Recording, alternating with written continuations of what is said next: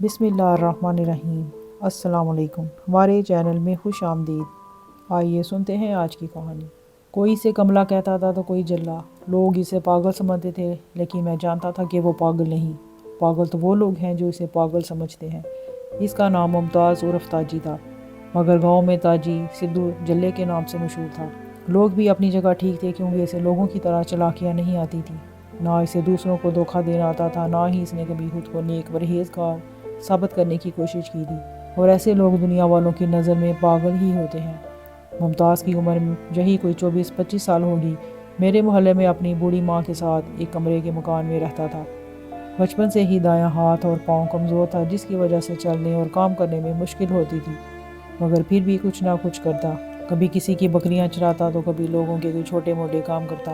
بدلے میں لوگ اسے 200 روپے دے دیتے، اور ممتاز وہ پیسے لا کر اپنی ماں کے ہاتھ پا رکھتا۔ حالانکہ اس کا ایک بازو اتنا کمزور تھا کہ اسے اشارہ بھی کرنے لگتا تو پریشان ہو جاتا، بازو کانپ جاتا تھا۔ ممتاز کو ایک اور پریشانی بھی تھی کہ ہماری طرح روانی سے بول نہیں سکتا تھا۔ بات کرتے ہوئے کئی جملے چھوڑ دیتا، جس کی وجہ سے اس کی بات سمجھنے میں دوسروں کو مشکل پیش آتی، مگر میں اس کی ہر بات آسانی سے سمجھ لیتا۔ شاید اسی لیے وہ میرے زیادہ قریب تھا اور مجھے بھائی اور دوست سمجھتا تھا۔ وہ اکلوتا نہیں تھا، اسے 3 بڑے بھائی تھے جو شادی شدہ اور بچوں والے تھے۔ سب سے بڑی 2 بہنیں تھیں، وہ بھی شادی شدہ تھیں۔ اس کے باوجود ممتاز کا اس دنیا میں بوڑھی ماں کے سوا کوئی سہارا نہ تھا۔ 2 بھائی تو اپنی بیوی بچوں کے ساتھ شہر چلے گئے۔ جو ایک یہاں تھا، وہ صحن میں دیوار بنا کر ممتاز اور ماں سے الگ ہو گیا، کیونکہ اس کی بیوی اپنی بوڑھی ساس اور پاگل دیور کو برداشت نہیں کر سکتی تھی۔ بیٹے نے ماں سے کہا کہ اگر آپ اکیلے میرے ساتھ رہنا ہے تو آ جائے، میں اپنے پاگل بھائی کو اپنے ساتھ نہیں رکھوں گا۔ یہ سنتے ہی ماں غصے سے لال ہو گئی اور کہا کہ میں اپنے پاگل بیٹے کے ساتھ ہی رہوں گی۔ ممتاز کے بھائی میں اتنی ہمت نہیں تھی کہ وہ بیوی کے فیصلے کی مخالفت کر سکتا، لہٰذا ممتاز اس فیصلے پر بہت خوش تھا، کیونکہ اس کی ماں مار سے بچ گئی تھی۔ وہ ہر بات مجھے بتاتا۔ جس دن الگ ہوا بہت خوش تھا۔ میں نے کہا ممتاز آج بڑے خوش لگ رہے ہو۔ جواب میں اس نے بڑے جوش سے بتایا اور کہا کہ ماں بھابھی الگ، ماں کو مار نہیں۔ کپکپاتے بازو سے اس نے خود کو مارتے ہوئے مجھے سمجھایا۔ میں پہلے ہی جانتا تھا، اس لیے فوراً اس کی بات سمجھ گیا۔ اس کے کہنے کا مطلب تھا کہ آج اس لیے خوش ہوں کہ اماں بھابھی سے الگ ہو گئی، اب اماں کو مار نہیں مل سکے گی۔ میں جانتا تھا کہ اس کی بھابھی ممتاز کی ماں کو مارتی ہے، اور ممتاز بیچارہ سوائے رونے کے کچھ نہیں کر سکتا تھا، اس لیے آج الگ ہونے پر خوش تھا۔ میرا کلیجہ کٹ کر رہ گیا۔ شہر والے 2 بھائی کبھی کبھار چکر لگاتے اور چند روپے ماں کے ہاتھ پر رکھ کر چلے جاتے۔ ممتاز اب پہلے سے زیادہ محنت کرنے کی کوشش کرتا، مگر وہ بیچارہ جتنی بھی محنت کر لیتا، ملنے اسے 2 یا 200 تھے، کیونکہ دہاڑی وہ کر نہیں سکتا تھا۔ اس لیے کسی کا چارہ کاٹ دیا تو کسی کی بکریاں چرا لی، یا پھر کسی کی حویلی یا ڈیرے کی صفائی کر دی۔ لوگ تو ویسے بھی مجبوری کا فائدہ اٹھاتے ہیں، اس لیے ممتاز کو سستا مزدور سمجھ کر اس سے کام کرواتے، اور بدلے میں 200 تھما کر سمجھتے کہ بڑا کام کیا۔ گاؤں والے اکثر اپنا دل بہلانے کے لیے ممتاز کو گھیر لیتے اور اسے الٹے سیدھے سوال پوچھ کر اس کا مذاق اڑاتے۔ ممتاز بیچارہ ان کے طنز و مذاق سے بے خبر ہر سوال کا جواب دیتا۔ سننے والے کہکے لگاتے۔ ممتاز جیسے سیدھے سادے لوگ اور ان کی غربت دنیا داروں کے لیے مذاق ہی ہوتی ہے۔ لوگ جان بوجھ کر پوچھتے تاجی شادی کب کرنی ہے، اور ممتاز کانوں کو ہاتھ لگا کر کہتا نہ شادی نہ۔ شادی سے وہ بہت ڈرتا تھا، حالانکہ اس کی ماں نے بہت کوشش کی کہ میرے ممتاز کی شادی ہو جائے، شاید اس کے نصیب میں اچھی بیوی آ جائے جو اس کا خیال رکھے، مگر شادی کا نام سنتے ہی وہ گھر سے بھاگ جاتا۔ گاؤں والے حیران تھے کہ یہ شادی سے اتنا خوفزدہ کیوں ہے، مگر کسی کی سمجھ میں نہیں آ رہا تھا۔ گاؤں کے ایک حکیم نے وجہ جاننے کی بہت کوشش کی، مگر ناکام ہوا۔ آخرکار اس کی بیٹی نے ممتاز سے پوچھنے کی کوشش کی۔ حکیم کی بیٹی نے بڑے طریقے سے پوچھا کہ تم شادی سے اتنے کیوں گھبراتے ہو؟ ممتاز نے کہا نہ شادی نہ، اماں کو مار میری بیوی۔ وہ لڑکی سمجھ گئی کہ یہ کیا کہنا چاہتا ہے۔ وہ سمجھتا تھا کہ شادی کروں گا تو میری بیوی میری ماں کو مارے گی۔ اس کی بھابھی کی مثال اس کے سامنے تھی۔ اس نے جو دیکھا تھا، اس کے معصوم دماغ میں وہی نقش ہو گیا، اور اپنی ماں کے لیے ممتاز ساری دنیا کو ایک طرف کر سکتا تھا۔ گرمیوں میں ایک دن مغرب کے بعد میں کام سے واپس آیا۔ جیسے ہی بھائی گھر کے باہر رکی، ممتاز کی ماں ننگے سار اپنے گھر سے نکل کر آ گئی۔ پتر نبیل، میرا ممتاز نہیں دکھ رہا۔ ماں کی آواز میں اپنے لختے جگر کے لیے بہت پریشانی اور بے چینی تھی۔ خالہ کیا ہوا؟ میں نے حیرانگی سے پوچھا۔ کہنے لگی پتر میرا ممتاز دوپہر کا گیا، رات ہو گئی، ابھی تک نہیں آیا۔ پتر دیکھ تو صحیح، اسے کہاں ہے وہ؟ اس کی ماں نے لجاجت سے کہا۔ لہجہ ایسا فریادی تھا کہ میں کانپ گیا۔ حال آپ چلو میں لاتا ہوں اسے ڈھونڈ کر۔ میں نے اسے تسلی دی اور میں وہیں سے واپس ہو گیا۔ میں ابھی دوسری گلی میں ہی پہنچا تھا کہ سامنے سے ممتاز آتا دکھائی دیا۔ میں نے اس کے پاس بائک روکی اور ذرا سختی سے پوچھا، کہاں تھے تم؟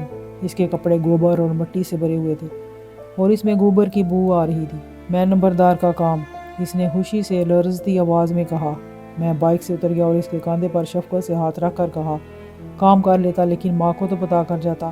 ہاں ہاں، اس نے اس بات میں سر ہلایا۔ ہاں، بتانا ضروری تھا اور آئندہ بتاؤں گا۔ اس نے شاپر میں لپٹی ہوئی چیز کو سینے سے لگا رکھا تھا۔ ایسے لگ رہا تھا جیسے اسے کوئی خزانہ مل گیا ہو۔ یہ کیا ہے؟ میں نے تجسس سے پوچھا تو وہ ہنس پڑا۔ اماں جوتی نہیں، میں جوتی لایا۔ میں چونک گیا کہ اس کا مطلب تھا کہ ماں کے پاس جوتی نہیں تھی۔ میں جوتی لایا ہوں۔ میرے کہنے پر اس نے خوشی خوشی کانپتے ہاتھوں سے شاپر کھولا۔ اس میں زنانہ جوتی تھی۔ میرے پوچھنے پر اسے کے دن میں وہ نمبردار کے ڈیر پر گیا تھا جہاں اس نے سارا دن گوبر دھویا اور اسے 300 روپے ملے۔ بہت دن ہو گئے، ماں کی جوتی بالکل ٹوٹ گئی تھی مگر کام نہیں ملا کہ لے آتا۔ آج 300 روپے ملے ہیں تو میں 200 کی جوتی لے آیا، 50 روپے اماں کے لیے مٹھائی اور 50 روپے اپنے پاس رکھ لیے۔ ممتاز نے اپنی بات ختم کی تو میں نے بے اختیار اسے گلے سے لگا لیا، بآواز میں رو پڑا۔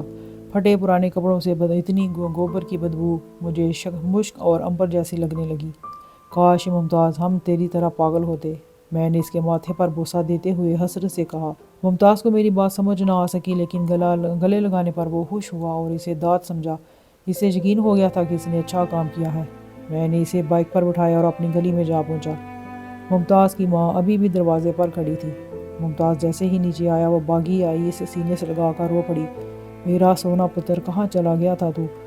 روتے ہوئے اس نے محبت بھرے لہجے میں کہا، ماں میں تیری جوتی۔ ممتاز نے الگ ہو کر خوشی سے بتاتے ہوئے شاپر سے جوتی نکالی اور کپڑے سے صاف کرنے لگا۔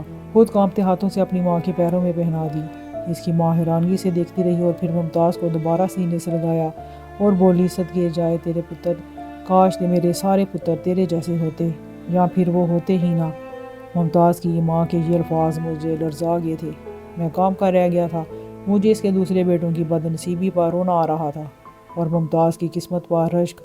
ایک بار بڑی مشکل ممتاز کی ایک بہن اسے چند دن کے لیے اپنے ساتھ لے گئی مگر دوسرے ہی دن ممتاز واپس آ گیا۔ اس کی ماں نے بتایا کہ میں نے اس کی بہن کو منع کیا تھا کہ نہ لے جاؤ، یہ میرے بغیر نہیں رہ سکتا اور نہ میں اس کے بغیر رہ سکتی ہوں، مگر وہ نہ مانی اور میرے پتر کو زبردستی لے گئی۔ ماں کو دکھ ممتاز کے واپس آنے پر تھا کیونکہ وہ بن بتائے پیدل 30 کلومیٹر کا سفر کر کے واپس آ گیا تھا۔ اس لیے اس کی ماں کو دکھ تھا کہ بیٹی نے اس کی بات نہیں مانی اور پتر کو تکلیف میں ڈالا۔ کچھ عرصہ بعد ایک دن خاموشی سے ممتاز کی ماں اسے ہمیشہ کے لیے چھوڑ کر چلی گئی۔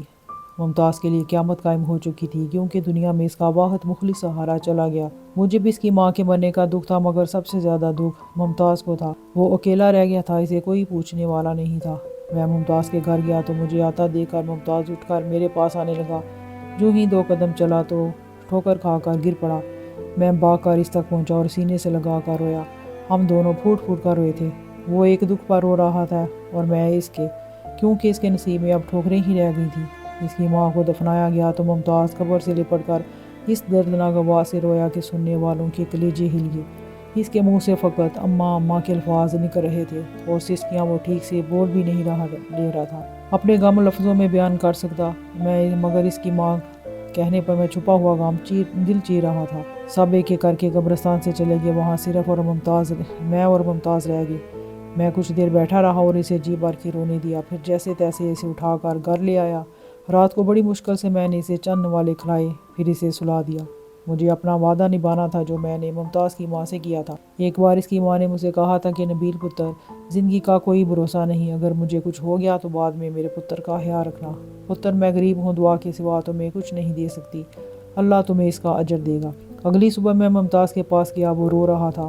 میں نے اسے زبردستی تھوڑا سا ناشتہ کرایا، پھر دوپہر اور رات کو بھی ایسے ہی اسے تھوڑا بہت کھانے پر مجبور کیا۔ دوسری صبح میں نے ممتاز کو ناشتہ کرایا اور وہیں بیٹھا رہا۔